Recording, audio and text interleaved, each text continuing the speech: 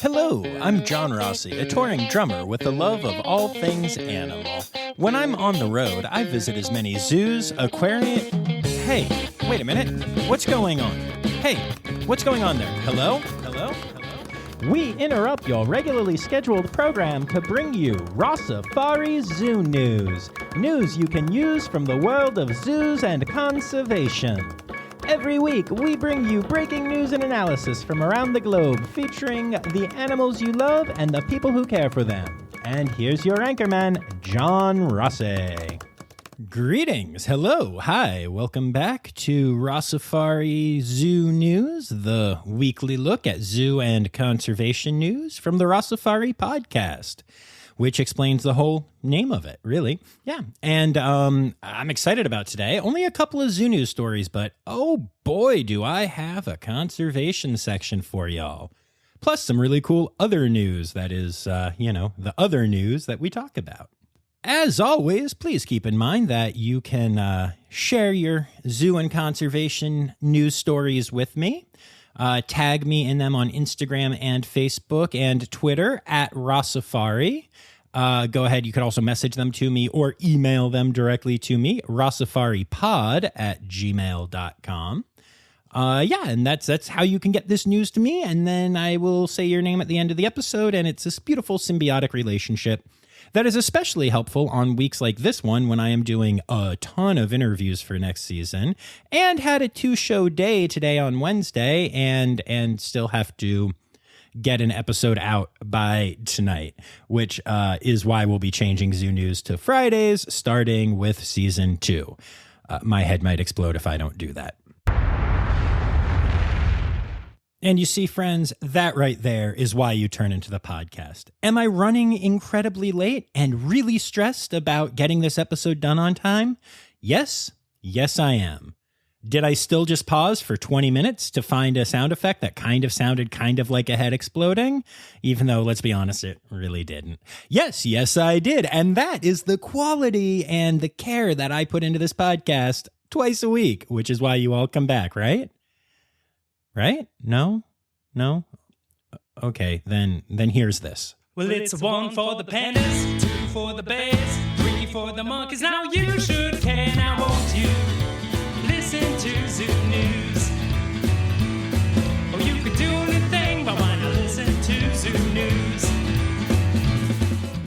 We start off this week's Zoo News with some really exciting news out of both Zoo Boise and the Potter Park Zoo. Twin red panda cubs were born at both facilities this week. To be clear, I mean that there was a set of twins born at each facility. There wasn't some weird thing where twins were born hundreds of miles apart.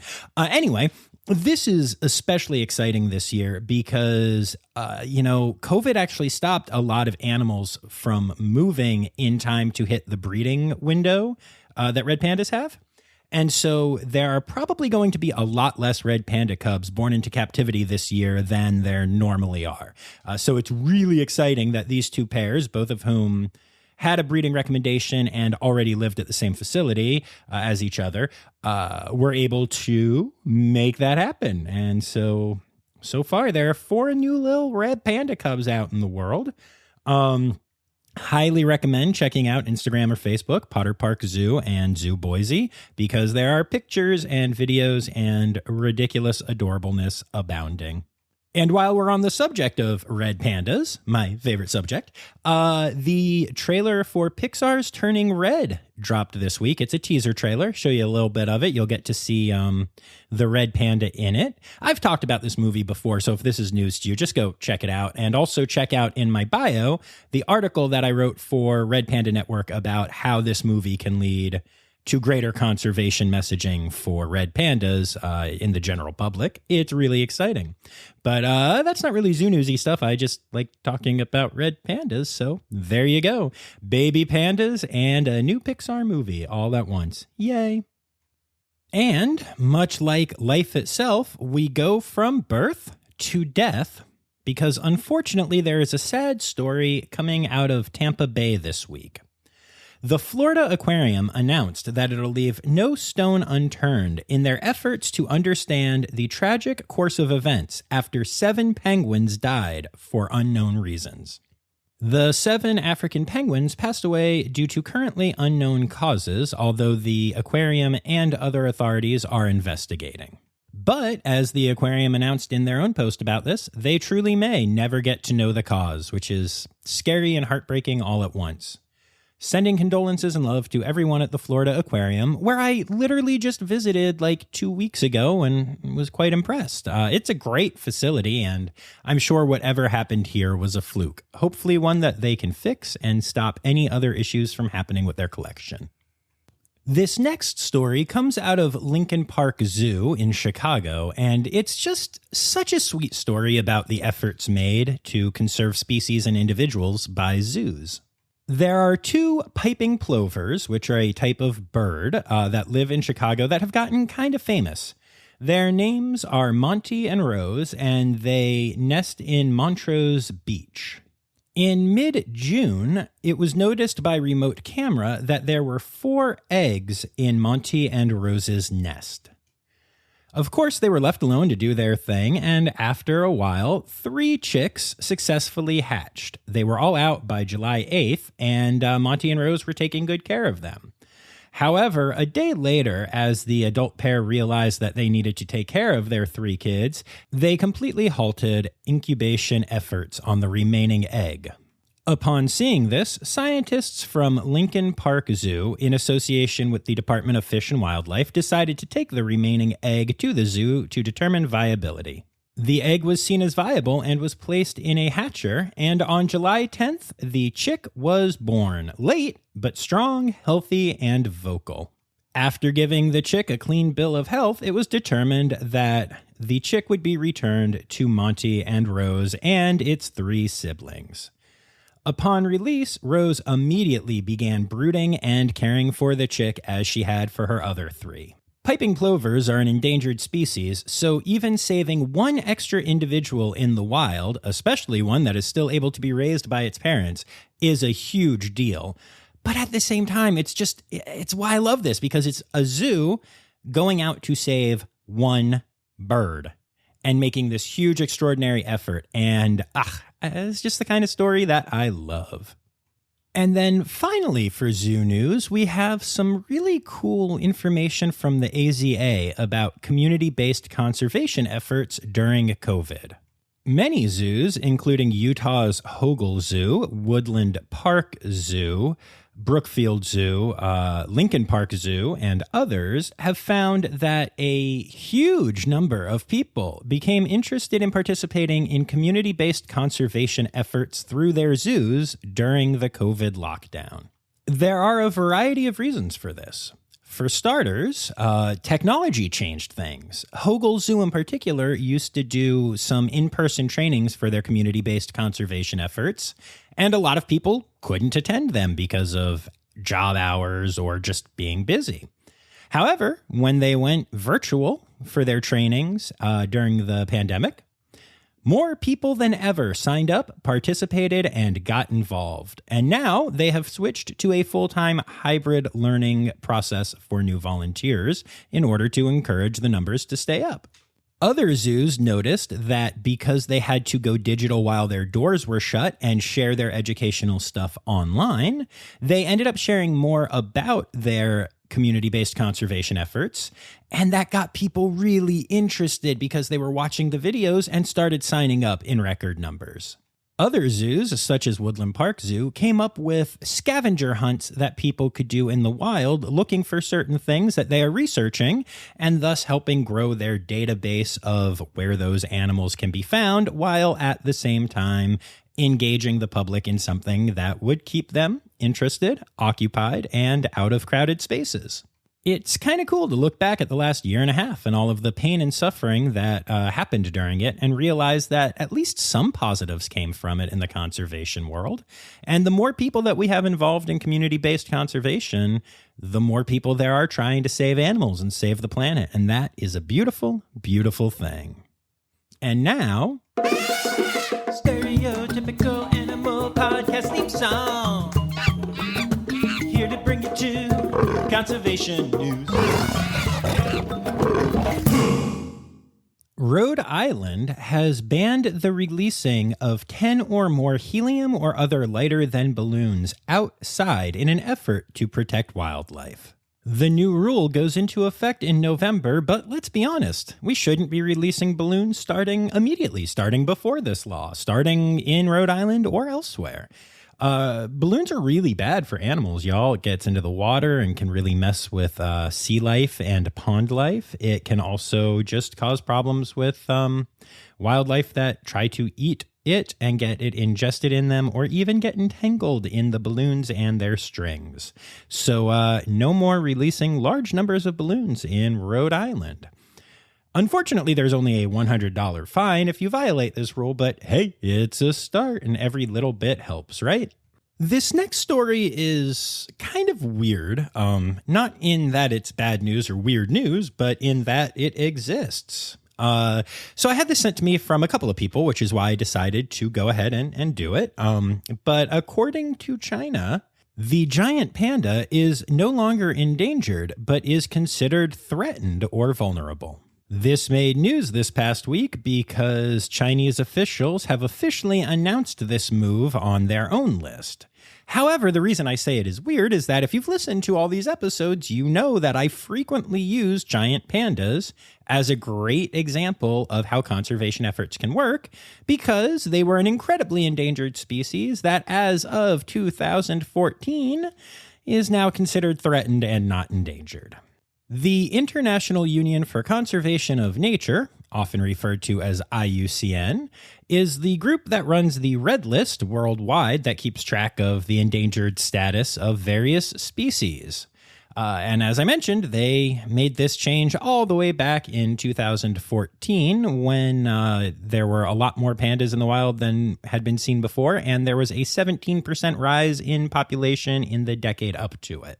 So this is kind of old news, but it's cool that China is recognizing it. And I mean, hey, a conservation win is a conservation win, whether it happened in 2014 or 2021. So I thought I'd put it out there. Yay, giant pandas no longer being endangered. Now let's make sure that happens with red pandas too, because they're the real panda. Now, y'all may remember that I love me some ear tufts, right? Binturongs, one of my favorite animals, have them. And just in general, tufted ears make me really happy. That is why I am so excited that a recovery plan has been introduced for caracals in India. Caracals in Africa, and in the savanna in Africa specifically, are doing pretty well overall. However, in India, the caracal has become an endangered animal. In fact, they are considered so critically endangered that the National Board for Wildlife in India has announced a recovery plan for the population that is going to include breeding, habitat protection, and more. It will all start with a population study to figure out exactly what the numbers of caracals in India are. And then after this, there will be a study of the habitats to figure out the best ways to help preserve and protect them. And then a breeding program will be set up for the cats that will include wild breeding and also possibly captive breeding with the plan to re-release. I hereby humbly submit the idea that they should name this program Save the Tufted Ears, but I doubt they will. But still, it's really cool to know that caracals are going to be given a chance to grow their population in India. A new study recently released has shown that climate change is actually harming animals and possibly people, which are animals, worse than we thought. The study delves into fly infertility, and it shows exactly how we are underestimating how climate change can harm fertility rates amongst various species. The research shows that males of various species can become infertile at less extreme temperatures than it takes for a species to die off because of the change in climate. These findings are incredibly important because generally we use population die-offs as examples of why climate change is affecting populations.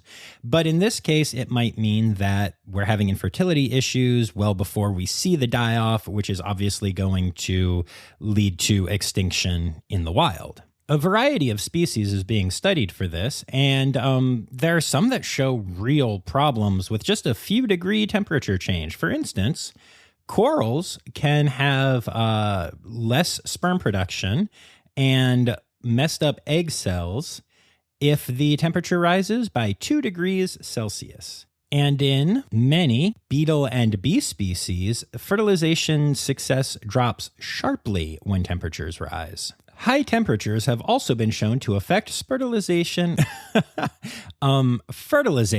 or sperm counts, which I apparently just portmanteaued into spertilization, which I kind of like, so I'm leaving in here. Anyway, spertilization gets messed up in cows, pigs, fish, and a variety of bird species.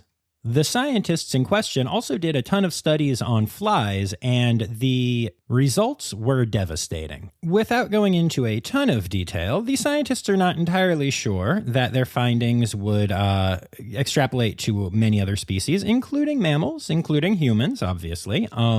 But it is very possible. And either way, unless global warming is radically curbed, animal fertility will likely decline. This means Earth may be heading for far more species extinctions than previously anticipated. No thank you. But hey, in an effort to save species, Wild Animal Health Fund, our lovely friends, are stepping it up again. They recently posted this thing that I just found fascinating. I'm literally just going to read it. We all know the disastrous impact of COVID-19 on human populations, but what about animals? Some animal populations have been devastated by the virus, while others, like gorillas, have only self-limiting infections, a disease that tends to go away on its own. The role of animals as incidental hosts is largely unknown. And this means the zoo veterinarian community has a unique opportunity and responsibility to use their collective expertise in order to better understand what species could be susceptible to COVID-19. And who's funding that research? You guessed it, the Wild Animal Health Fund. This specific study will use archival tissue to determine the presence, density, and distribution of receptors for SARS-CoV-2 in various wildlife and zoo species. How cool is that? You know, I find this next story kind of fascinating. I remember back when I was in school, and we were taught about how indigenous people tended to have this great connection with their lands and nature in general. It turns out that while that is true, it's also not as much a part of history class as it should be a part of a current events class, because indigenous populations all around the world are actually the world's biggest conservationists. A recent study has shown that roughly 21% of all land is still owned or at least lived on by indigenous people, and that those people in their local communities always take good care of conservation efforts, take good care of their animals and their plants, and thus are protecting 21% of the land that we have on this planet. In comparison, protected and conservation areas overseen by countries cover just 14% of all land on Earth. This includes things like national parks and protected forests and animal sanctuaries and all that good stuff. So first of all, it's kind of crazy to think that there's as much as 35% of the land on this planet that is currently considered protected, but even crazier to think that indigenous people are doing a better job of it than all of the governments of the world. Well, actually, I guess that's actually not shocking to think about at all, but it is rather impressive. Of course, you may be surprised that you haven't heard this before, but really, you shouldn't be, because indigenous people are unfortunately left out of many conversations, including often the conservation one. Hopefully, this study will help that to change and people to move forward appreciating the original conservationists who are still making an incredible, huge impact today. In non-indigenous conservation news, the Vermont Fish and Wildlife Department recently began field testing a passive monitoring approach to remotely detecting timber rattlesnakes. This is really exciting. These are snakes that have already been tagged with their passive integrated transponder tags, and known dens were surrounded with this antenna system that would record the tag when the snakes would move across it. In the 13 days that this system was used, 7 timber rattlesnakes were detected, 4 of which had not been detected since 2011, 1 of which had not been detected since 2013, and 2 of which had not been detected since 2017. This is really cool, y'all, because it means that there are less people going into the field and less impact to the snake, and also less impact to their habitat because of people coming in with gear and stuff. And it's going to give a much better idea of exactly how the population of timber rattlesnakes is doing when they're not running away from, well, slithering away from the humans that are trying to count them and see them and find them. This is a major technological advance that is really going to help with the tracking of this incredibly endangered species. Oh, and it's also good for the humans who don't have to risk getting bitten by a timber rattlesnake, which, probably a good idea to minimize all of that. So, go team! Okay, so for this next story, I don't know if this actually ties into the Zoo News story that I said about how community conservation has been on the uptick lately, or if it's just a coincidence, but this is actually a series of stories. A lot of animals have been rediscovered, reappearing, found in places where they thought they no longer were. And it's a series of stories, and I'm just going to rip through them kind of quickly, but it's really cool and really encouraging for conservationists. So we're going to start off talking about a giant muntjac that was seen for the first time ever in Cambodia. The large antlered muntjac, which is a critically endangered deer, was discovered on camera trap photos that were taken in Cambodia.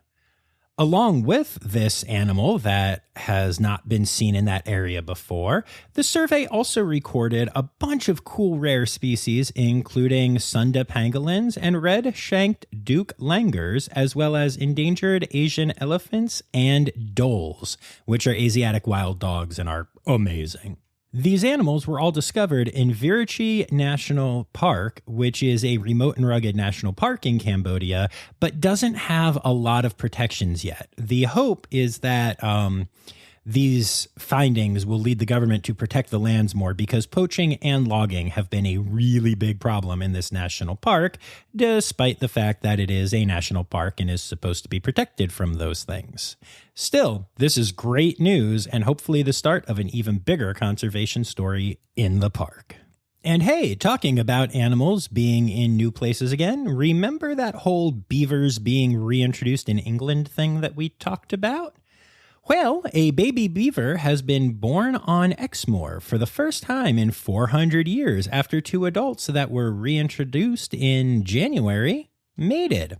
That's right, y'all, 400 years, and this is the first time that there has been a baby beaver in this area of England. Along with the excitement of the baby, there's also a lot of excitement about the effect that the beavers are having on this area. They were released, like I mentioned, in January on the estate, and since arriving, they have transformed the unmanaged woodland there into an open wetland. This has created diverse habitats that benefit a range of wildlife, including sparrowhawks, gray wagtails, herons, moorhens, kingfishers, and even bats, owls, woodpeckers, a ton of invertebrates, and my personal favorite, otters! Otters have been going back to the site even though they hadn't been there for a long time. Beavers rock, and now a baby beaver was born. Baby beaver was born. Baby beaver was born. That's fun to say. And sticking with our theme of found lost animals, a chameleon species that I'm going to attempt to pronounce and probably say wrong has recently been rediscovered in Madagascar after not being seen there for a full century. A Voltskou's chameleon, one of the most colorful of all the chameleon species, was recently seen in Madagascar. It's not entirely surprising that they are hard to see, as they have incredibly short lifespans and live in remote environments that are often threatened due to deforestation. However, many scientists have actually expected to find this species again at some point in the last, 100 years, and many are not actually surprised that they found a new one, but in fact that it took them so long to do so. Very little is known about the species, as we didn't do nearly the science that we do now 100 years ago.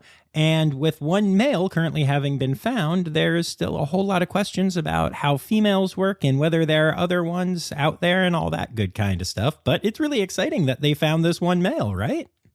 An ilipika, also known as a magic rabbit, has been spotted for the first time in 20 years. The animal, which is native to some very remote regions in the northwestern part of China, was first discovered by a conservationist named Li Weidong.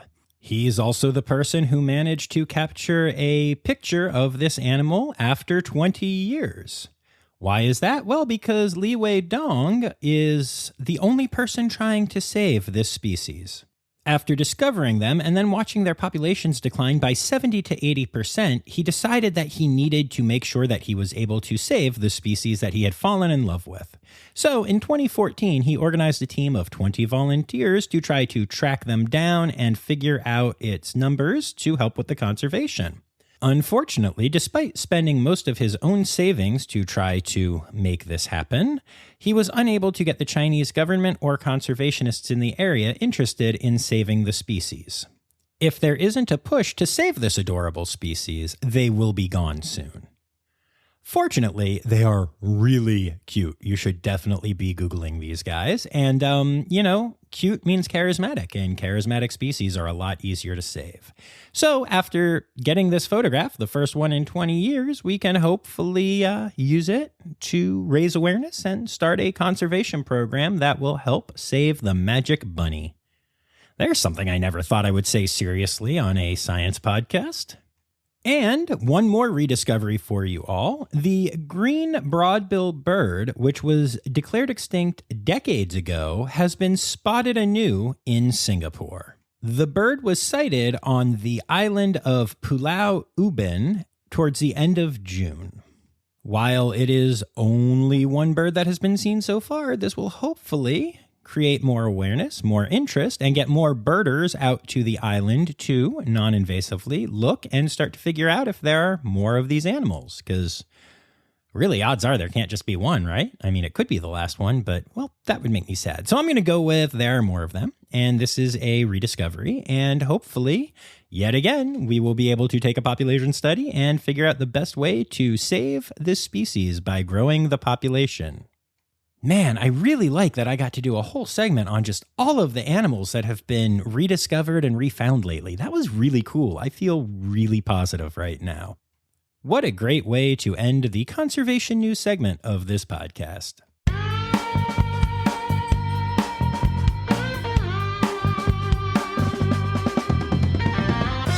In other news,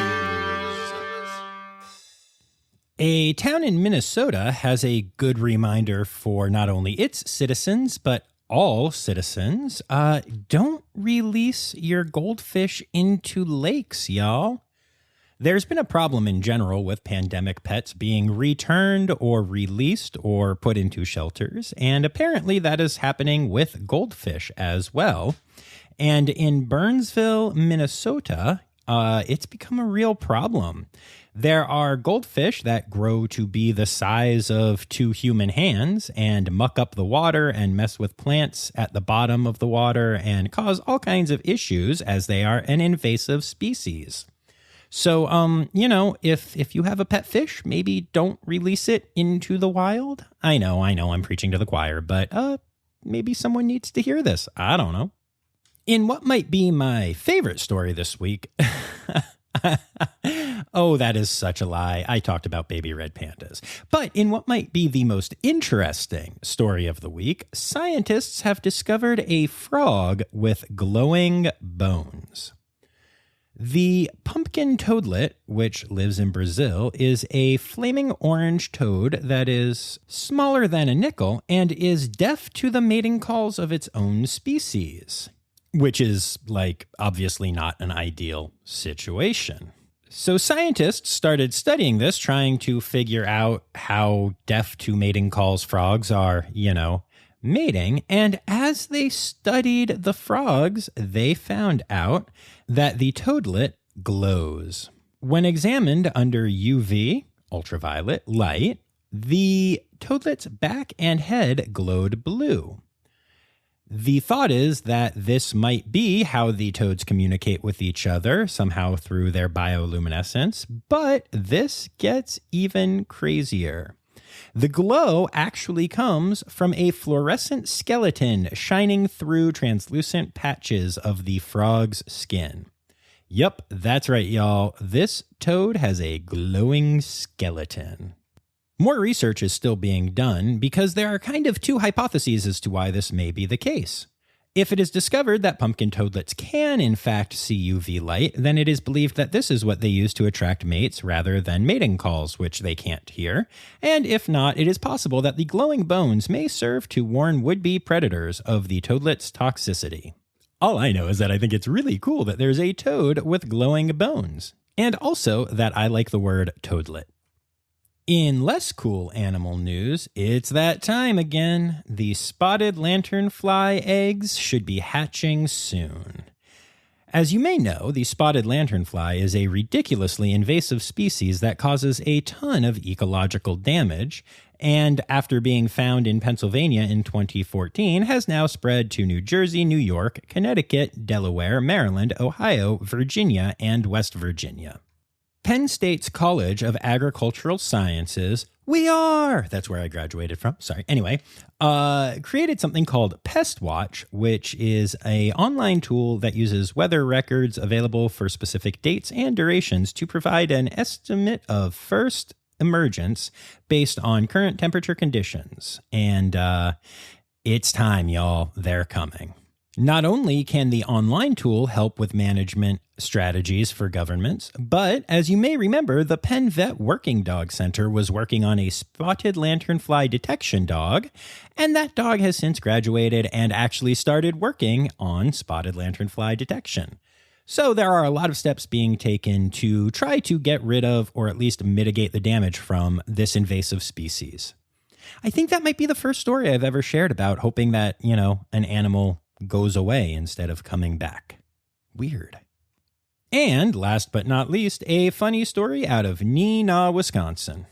Last weekend, a building inspector noticed significant damage to the hood of one of the cars in a parking lot across from City Hall. As such, they reached out and contacted the police and insurance agents, not really sure what had happened. Police and the insurance inspector found a dead carp several feet away and determined that the damage was caused by an eagle or other large bird that dropped the fish. The police said there's no way someone could have hit the car with the fish hard enough to do that kind of damage, which might be my favorite quote ever. It would have had to drop from really far up, so they figure it must have been a bird. What a great, crazy, random, weird, fun story to end other news on.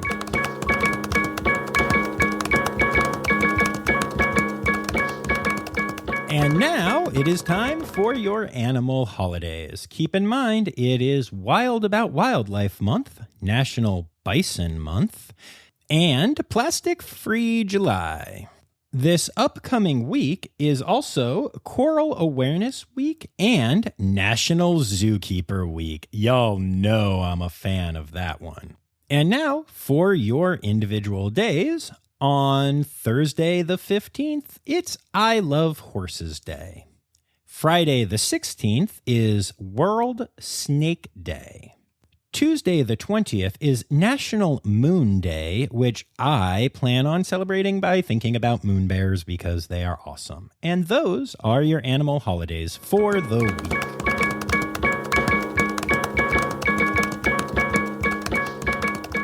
And there you have it, folks. Another incredible week of Rossifari Zoo news. I would like to say thank you to Dr. Zoe Vesley-Gross, Kim Cooley, Dr. Natalie Taco, Danny Poirier-Larson, and Marie Ventrone for sending in stories this week. And remember, y'all, newsy credits backward is Steiderk Yeswen. See, Liz, I did it right this time. The Rossifari podcast is produced, hosted, and engineered by John Rossi. Editing and fact-checking by John and Dr. Zoe Vesley Gross. Our theme song is Sevens by Nathan Burke, performed by Nathan and John. Interrupting John theme and additional voices by Taylor Isaac Gray. You can reach John directly on Instagram and Facebook at Rossifari or by email at rossifaripod@gmail.com. Rossifari is part of the Daydreamer Media Network. Now, stop listening to me and go visit a zoo.